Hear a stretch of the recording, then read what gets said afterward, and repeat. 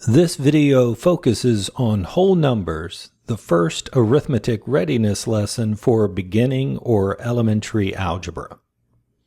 Whole numbers includes 15 concise topics with timestamps included in the description.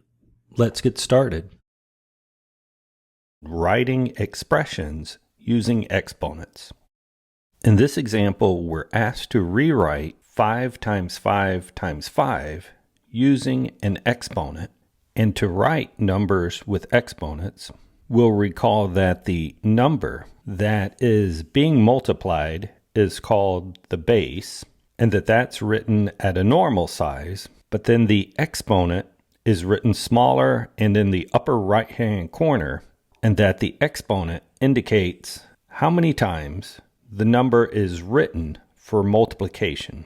So in this example, we're asked to rewrite 5 times 5 times 5. So the number that is being multiplied here is 5. Our base is 5. And the base is written at a normal size. But then the exponent is how many times the number is written for multiplication. Notice it's not how many times we're actually multiplying. So here the 5 is written 3 times for multiplication, but only multiplied twice. And since it's written 3 times, our exponent is 3, which is written smaller and in the upper right-hand corner. So rewriting this with an exponent, we have 5 to the third power, or 5 exponent 3. Introduction to exponents. In this example, we're asked to evaluate 2 to the 5th power, or 2 exponent 5. And we recall that for exponents, we have a base, that is the number being multiplied. In this example, that number is 2. And we also have an exponent. In this example, the exponent is 5. That indicates how many times the number is written for multiplication. So with this in mind, our example of 2 to the 5th power can be written, since the base is 2, that will be the number being multiplied, and the exponent is 5, that's how many times we write the base. So we'll write that base number 2 5 times, and we will be multiplying. So simplifying, we can start multiplying left to right. 2 times 2 is 4. Bringing down the other 2's, we would then have 4 times 2, which is 8. Then 8 times 2 is 16, and we need to multiply once more by 2. 16 times 2 is 32. We were asked to evaluate 2 to the 5th power, and our result is 32. Power of 10, positive exponent. In this example, we're asked to evaluate 10 to the 7th power, and we'll recall that whenever we have a base and an exponent, the base is the number being multiplied. So our base in this example is 10, and then the exponent is how many times that base is written for multiplication. So our exponent here is 7. We will write 10 7 times for multiplication. So 10 to the 7th, the base 10, is written 7 times, and our operation is multiplication. And when multiplying tens, we know that our first digit will be 1, followed by as many zeros as we have being multiplied. So our 1 is followed by 7 zeros. Putting a comma between each of those sets of 3, we can see that 10 to the 7th can be evaluated as 10 million. Order of operations with whole numbers. We're asked to evaluate the following expression using the order of operations. Since we are using the order of operations, I have them listed out here as first doing parentheses. In this example, We don't have any parentheses. Then we would do exponents. Again, this example doesn't have exponents, but our example does have multiplication and division and addition and subtraction. And from these, we can see that multiplication and division does happen first. And notice that they happen together. Multiplication is not done before division, they're done at the same time. And if we have more than one occurrence, we would just go left to right. Before we start with this, if it's helpful to remember the order of operations, we often use the expression, please excuse my dear Aunt Sally, as a mnemonic for remembering this order of operations. Rewriting this expression, we've said that we don't have parentheses or exponents, but we do have multiplication and division. And multiplication and division will just be done together, moving left to right. So we have multiplication here and division here. So working left to right, 3 times 6 would be 18. We can bring down the addition. 14 divided by 2 would be our next operation, moving left to right with multiplication and division. 14 divided by 2 is 7. And again, bringing down the rest of the expression. We have done all of the multiplication and division. Lastly, we do addition and subtraction. And again, we do that left to right. So we have first addition, 18 plus 7 would be 25. And then with one operation left, 25 minus 3 would be 22. So we have evaluated the expression following the order of operations to just 22.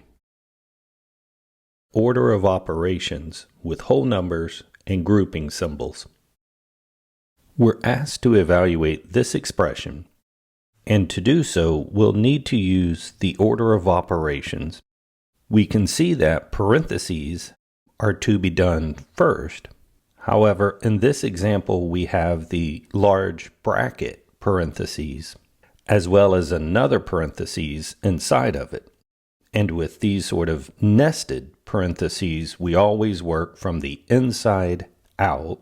So we will start with the inside parentheses, bringing down everything else. That inside parentheses has just 12 plus 8.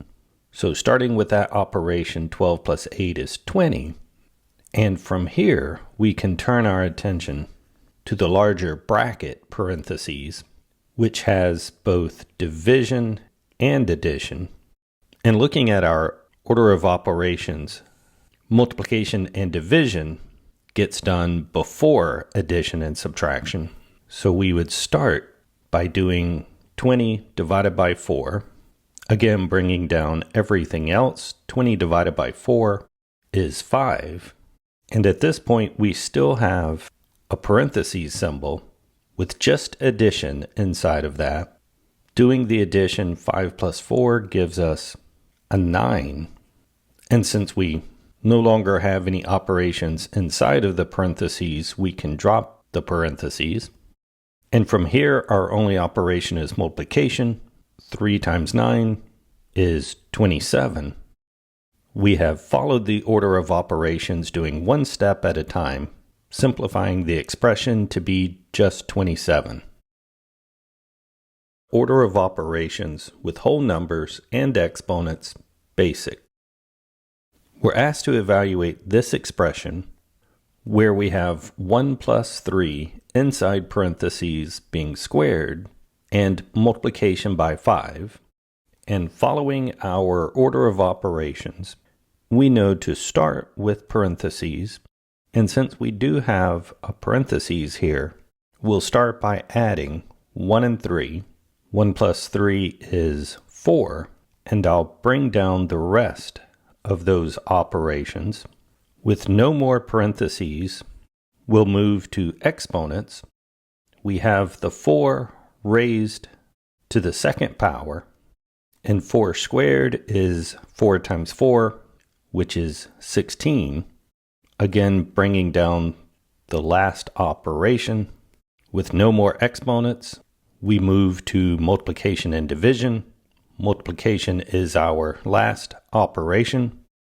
16 times 5 is 80. With no further operations, we have evaluated the expression to 80. Order of operations with whole numbers and exponents advanced.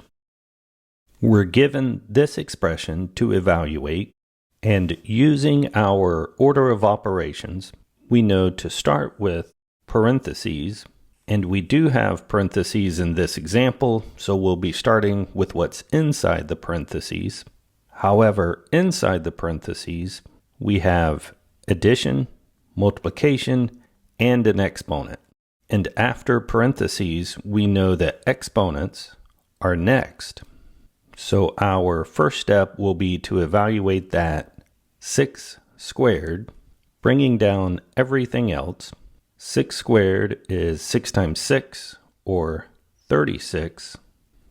And we still have our parentheses because we still have other operations here to do.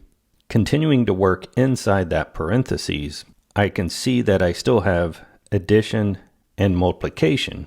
And since multiplication and division is done before addition and subtraction, our next step will be to multiply the 2 and 36. Again, bringing everything else down. 2 times 36 is 72. And we still have our parentheses because we have one more operation inside. We have addition.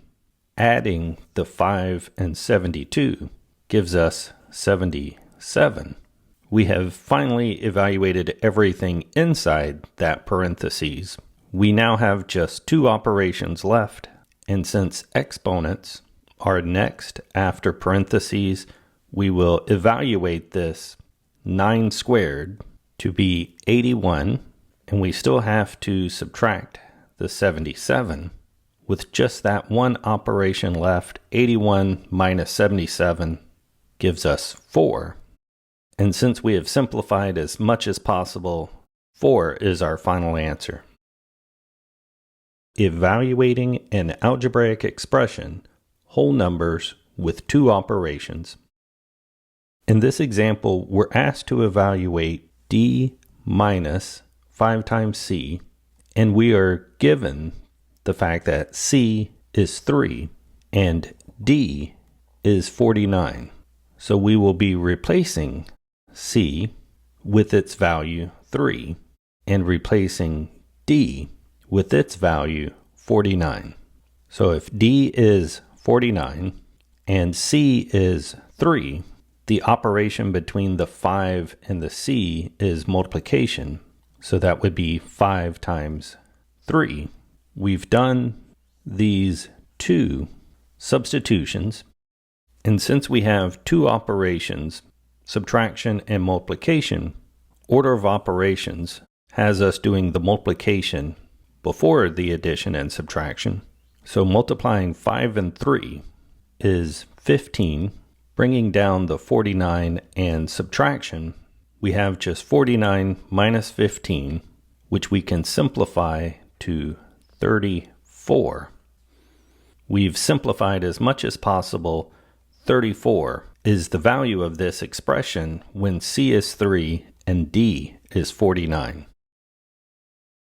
Evaluating an algebraic expression, whole number operations and exponents. In this example, we'll be evaluating 9x squared plus 64 over z, and we're given that the value of x is 5 and the value of z is 4.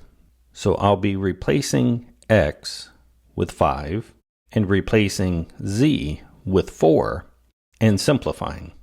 So first, doing that replacement, we replace x with 5, and the 5 is being squared and then multiplied by 9. Then we're adding 64 over, we're replacing z with 4. So after doing that substitution, we have several operations here, and we will need to follow the order of operations, which has us starting with parentheses. And since this example has no parentheses, we would then move to exponents, and we do have an exponent. So evaluating that, we would still have the 9 and multiplication, but 5 squared would give us 5 times 5 is 25. And we can bring down the rest of the expression. With no more exponents, we would then move to multiplication and division. Multiplication and division are done at the same time. That's why they're on the same line here. And if we have more than one instance, we just go left to right. So starting on the left, 9 times 25 is 225. Bringing down the rest of the expression, we can see here that we still have division. So we would next do 64 divided by 4, bringing down everything else. 64 divided by 4 would give us 16. With no more multiplication and division, we would move lastly to addition and subtraction, with only addition remaining. 225 plus 16 is 241.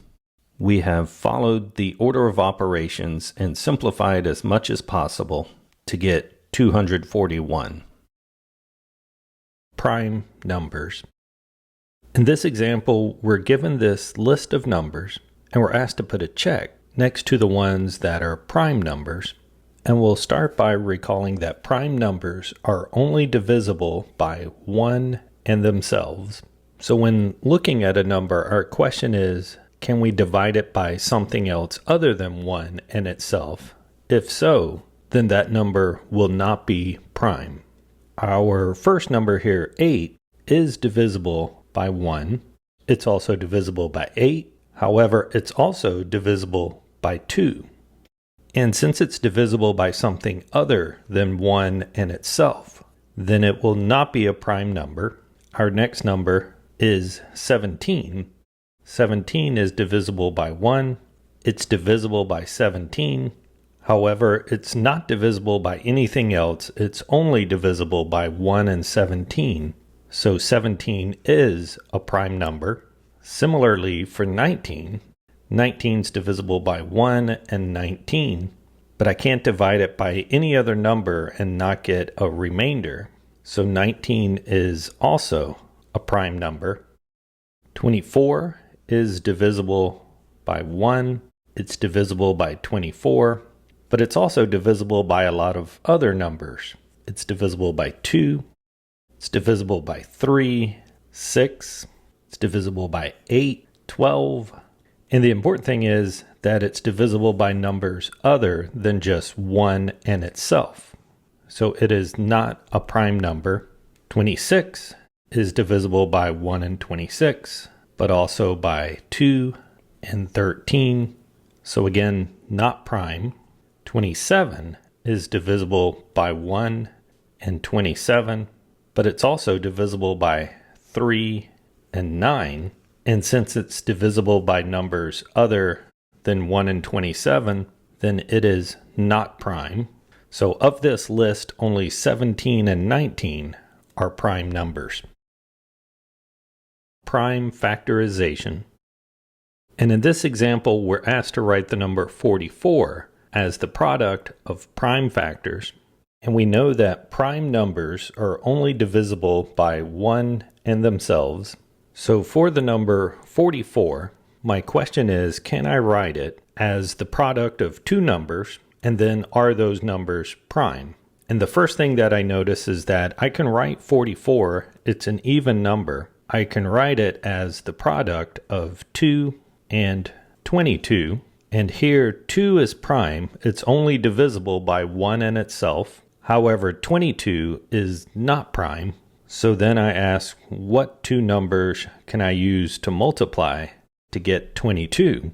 And again, since it's even, I can write it as 2 times something. Here, 2 times 11 would be 22. Looking at these numbers, the 2 is prime, and the 11 is also prime. So at the bottom of these branches, I have two 2's and an 11. We stop because all of the numbers are prime, and we see that we can write 44 as the product of two 2's and an 11. The 2's and 11 are prime, so we have written it as a product of prime numbers. 44 is 2 times 2 times 11. Greatest common factor of two numbers. In this example, we're asked to find the greatest common factor of 27 and 39. So listing out the factors of 27 first. Factors are numbers that I can use to multiply to get 27, which means they're also numbers that divide evenly into 27. So 1 will always be a factor. Since 1 divides evenly into every number, 27 is not divisible by 2, but it is divisible by 3. So 3 is another factor of 27. It's not divisible by 4, 5, or 6. We keep trying though. It is divisible by 9. 9 divides evenly into 27. We keep looking and the next number is 27. 27 divides evenly into 27. So these are all of our factors for 27. Doing the same for 39. Again, every number is divisible by 1. 39 is also divisible by 3.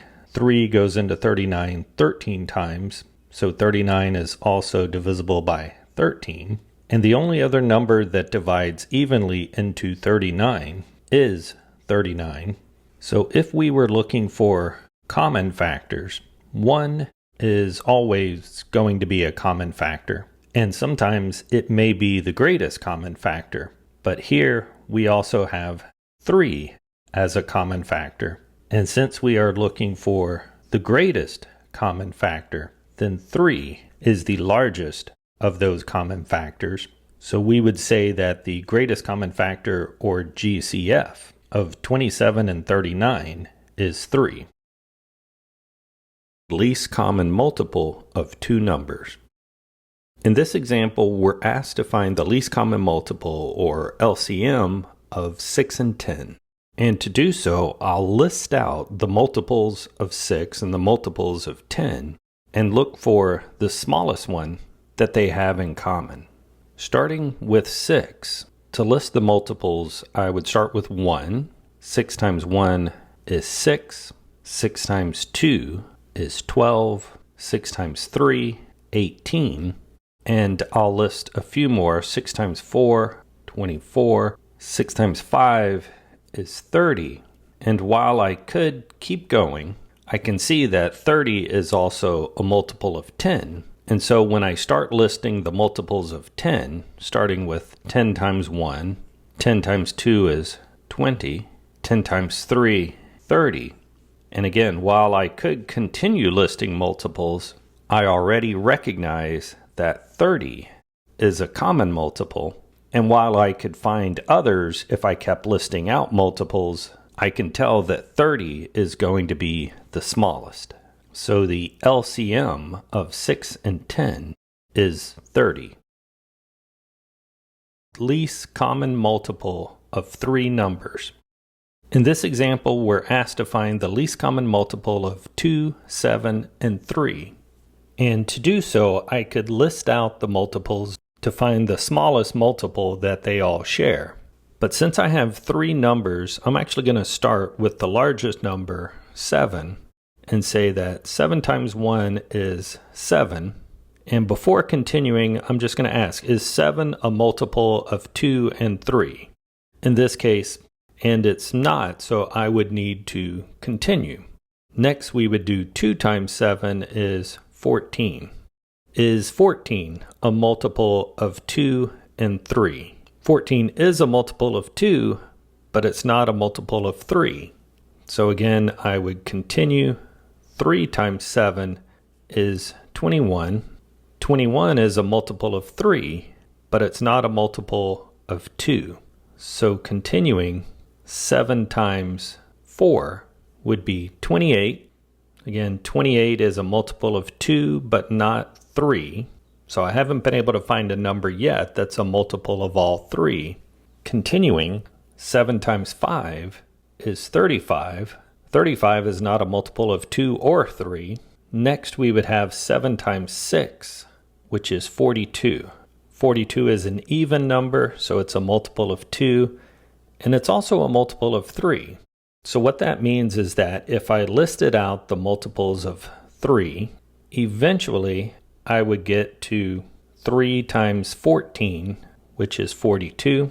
And if I were to list out the multiples of 2, eventually I would get to 2 times 21, which is 42. So I can see that 42 is a common multiple, and it is the least common multiple because all of the other multiples of 7 were not common multiples with 2 and 3. So we have determined that our lowest common multiple is 42. Solving a word problem on proportions using a unit rate. In this example, we're told that Jane drove 290 miles in 5 hours. And then we're asked if she drove at the same rate, how many miles she would drive in 11 hours. And you can tell by the name here that we're going to be using a unit rate, and we start with that information given that Jane drove 290 miles in 5 hours. To find the unit rate, I would want to know how many miles Jane drove in 1 hour. So if she drove 290 miles in 5 hours, how far did she drive in 1 hour? And I can find that by dividing. She drove 290 miles in 5 hours. Dividing 290 by 5 would give me a rate of 58 miles per hour, meaning that in 1 hour she would go 58 miles. From here I can look at the question, and we were asked how many miles would she drive in 11 hours. If she's driving 58 miles in 1 hour, to find out how many miles she would drive in 11 hours, I would just take that 58 miles per hour, multiply by 11 hours. 11 times 58 is 638. Our units here are miles. So we solved this problem by first finding the unit rate, 58 miles per hour, and then multiplying by the number of units that we were asked for, in this case, 11.